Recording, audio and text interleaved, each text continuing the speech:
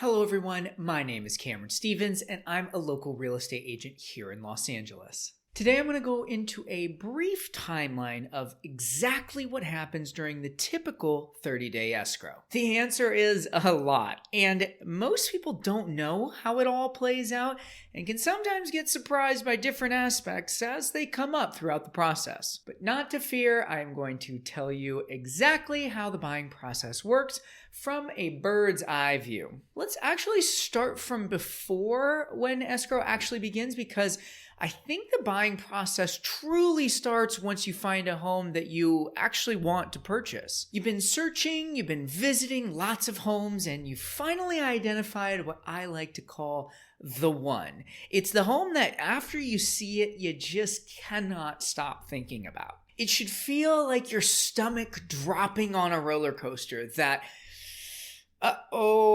moment when things are about to get real. It's exciting and it's scary all at the same time. But the point is, you've found the home that feels right and you can see yourself living there. So you put in an offer. The first step is to work with me to craft that offer. I advise my clients on price, time periods, contingencies, financial aspects, the possession date, conditions for the sale, who pays for what, and many other aspects to make sure the offer is perfectly fine-tuned. Once you submit your offer, the seller can either accept your offer in full, they can reject it in full, or they can counter you. It's important to note that each time a counter offer is made, it completely replaces the original offer, and thus neither party can ever go back to a previous offer after they've made a counter offer. If you're the only one bidding on the property at the moment, you work to come to terms for the purchase directly with the seller. If the seller has multiple offers on the property, they will issue what is called a multiple counter offer, in which they define terms to all of the offers that they wish to counter. The seller does not have to counter all offers that were submitted, and you do not need to accept any or all of the terms that the seller offers you in a multiple counter situation. This is, however, likely the opportunity to submit what is called your best and final.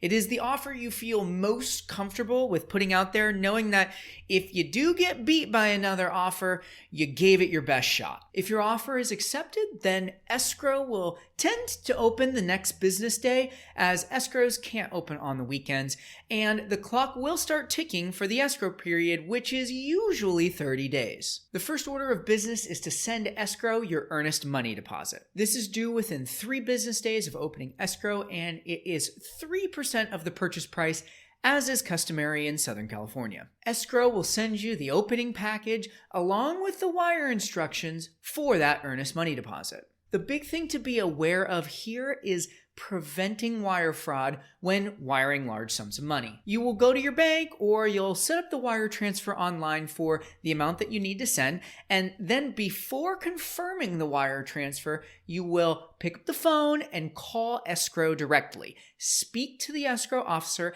and verbally confirm the wire instructions you were sent via email. If they match up correctly, you can safely hit send for your earnest money deposit. Now, while you're taking care of all that, I, as the agent, will be scheduling all of our inspections. I've worked diligently for many years honing my team of experts that I feel are the most knowledgeable and competent people to work with, and I'll begin scheduling them as soon as possible. You'll first complete the general inspection, which will look at many aspects of the home, including just the general condition of the property, kitchen appliances, bathrooms, a visual inspection of the plumbing system and the electrical system, and the roof, also the grounds area, the garage, the heating and cooling system, the foundation, and any pool and spa equipment, if applicable. You'll get a full written report back for this, but sometimes I think the most important aspect of the general inspection is to have that time after the inspection is over to sit down with the inspector and ask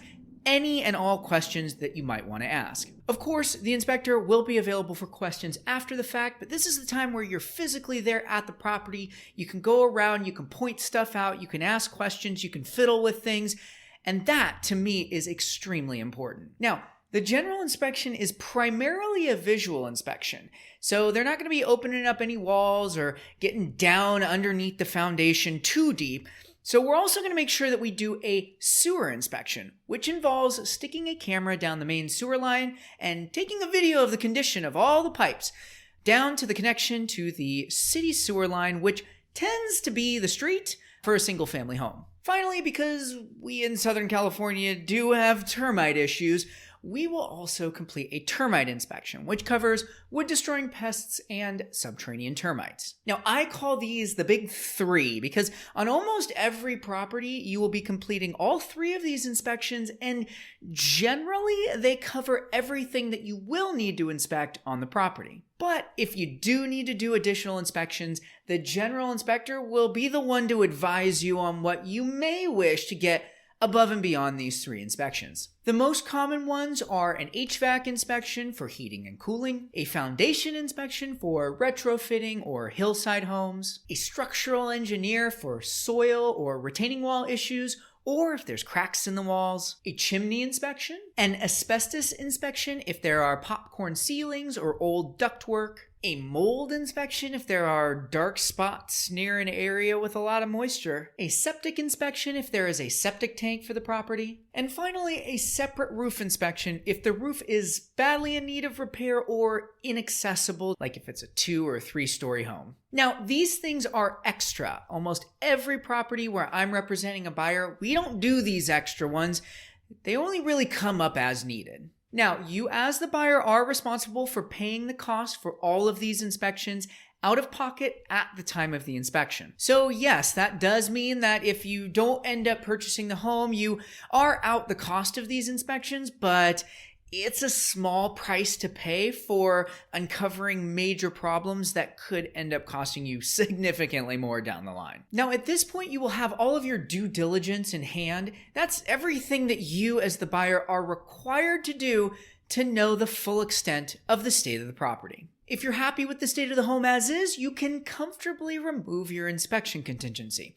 One of the big 4 contingencies that encompasses the inspection contingency, the disclosure contingencies, the appraisal contingency, and the loan contingency. If there's anything that you would like to be fixed or would like to ask for credit for from the sellers to repair, you enter into a separate negotiation called the request for repairs. Here you submit what you would like to have repaired, or more often, a request for a credit to do those repairs at the close of escrow. If the seller agrees to your request in full, you are required to remove your inspection contingencies. So make sure that what you ask for is what you would be really happy with. The seller can either accept in full, reject in full, or counter your request for repairs with a different offer. Should you be unable to come to an agreement about the request for repairs negotiation, you may exercise your inspection contingency and decline to purchase the home, receiving your earnest money deposit back in full. Now, during this same time, the seller is sending you a full list of many different types of disclosures. You'll find the disclosures fall under 2 main categories, the seller disclosures and the statewide disclosures. If you are purchasing a home with a homeowners association, you'll actually have a 3rd type of disclosure. That'll cover all of the HOA documents. The seller disclosures are very important. They are the ones that the seller fills out by hand and details everything that they are required by law to reveal to you about what they know about the property. Because they're the ones who lived there, they have the most intimate knowledge of the property, and these tend to be the more unique things about the property that you will want to read carefully. But if the seller has not lived in the property within the last few years, either it's an investment property or maybe it's being sold as a part of a trust, the sellers might be exempt from many of these disclosures because, well, if they haven't lived there, they don't have that intimate knowledge of the state of the home. You will also get statewide disclosures that cover everything from lead paint to earthquake safety to carbon monoxide detector requirements to water heater safety compliance to seismic shutoff valve information to market conditions and property use and legal requirements and neighborhood conditions and local area disclosures, title, escrow, and lender affiliations, and more. You will also receive a preliminary title report from Title and a natural hazard report from the Natural Hazard Reporting Company.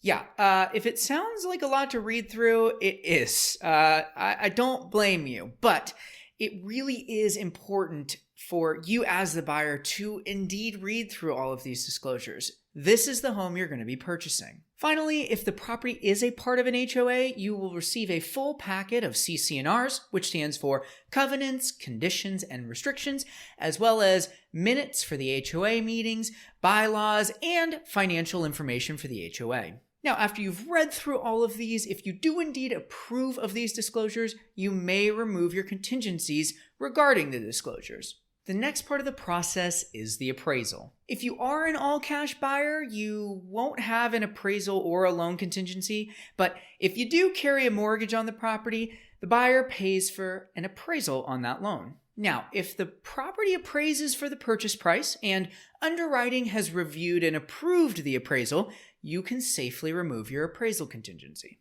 You as the buyer don't have much to do for this process. I handle all of this directly with the lender, the appraiser, and the appraisal company. But if the property does not appraise for the purchase price, you enter into a separate negotiation regarding the appraisal. You've got a couple options. You can ask the sellers to lower the price to the appraised value. You can make up the difference in cash, or you can split the difference through a certain combination of these two options, which is up to a negotiation. If you're unable to reach a mutual agreement, you may exercise your appraisal contingency and decline to purchase the home.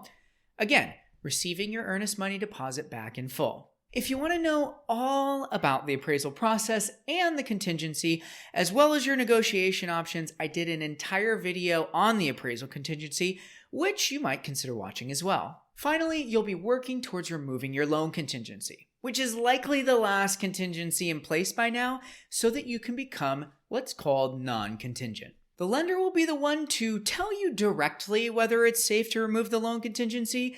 The lender will be kind of working this entire time on your loan. They'll be collecting and reviewing documents, and they'll be making sure all aspects of your loan are nice and buttoned up. If they are, you can remove your loan contingency, and the lender will issue what's called the CD, or the closing disclosure. Please note that if you do remove all of your contingencies, this is the only time in the process where you have absolutely no way of backing out of the sale without repercussions. If you do choose to back out of the sale after you become non-contingent, the seller will get to keep your earnest money deposit in full and put the house back on the market, or in some cases, they can force you to go through with the sale of the home. That is why I am always careful to advise my clients on the impact of going non-contingent when it does come time to do so. But by this point, you're likely super happy with the purchase. You're excited to move in. You're ready to close. So let's talk about how you get to that point. After you sign the closing disclosure, you will schedule a time with escrow to go in and sign all of your final documents. You'll also schedule a time with me to do a final walkthrough of the property and verify that it's in the condition you expect it to be, that nothing disastrous has happened, as well as making sure the things that you expected to be there are still there and the things you expected to be removed are gone. You will also wire your final funds to escrow, which will take place in the exact same manner that you did your earnest money deposit. You'll receive the wire instructions, you'll call to confirm them, and then you'll send the money. These final funds are your down payment minus your earnest money deposit, while adding in any closing costs and subtracting any seller or lender credits. With the final funds in escrow and all of your documents signed, escrow will issue the file as cleared to close, in which title will execute the recording of the deed, the action that is legally the thing that transfers ownership to you. You will always record on the next business day after the file is cleared to close. On recording day, the county recorder's office functions on a lottery system. If you are cleared to close, you are guaranteed to close that day. It's just a matter of when in the day. It can be as early as 9 in the morning or as late as 3 or 4 in the afternoon usually. Once you receive the official notice of recording confirmation, the listing agent can safely hand over the keys, as this is the last step of the process. Usually I get given the keys and then I meet with you to hand them over, with a gift as well. And there you have it, an entire walkthrough of exactly what happens during escrow of the purchase of a home. Now, this is from the buyer's perspective, of course. A few other things happen that are different from the seller's perspective, but I will do an entire video on that as well. Thank you so much for watching. I do hope you learned a lot here. It can be a bit of an overwhelming and complicated process, but I am always here every step of the way. If you're interested in purchasing your first home, I love working with first-time home buyers and taking a deep dive into what you're looking for and how we can strategize to make that happen in this still very competitive market in Los Angeles. To be successful, you need the right agent who can market you as the right buyer and understand how to craft the right offer. And if you're looking to sell your home, I have a fantastic program that really, in my opinion, just blows what most other listing agents are doing right out of the water. I pay for all of the aspects of digital marketing, from photography to drone footage and videography, a 3D walkthrough, and virtual open houses right out of my entry-level commission structure. Really, no other listing agent is doing this, and if they are, they're going to pass the cost along to you, or they're just going to mark their own cost up. But I pay for it, no questions asked. It's my way of bridging the gap between the virtual and the personal. Thanks again for watching, and please don't hesitate to reach out if you'd like to chat.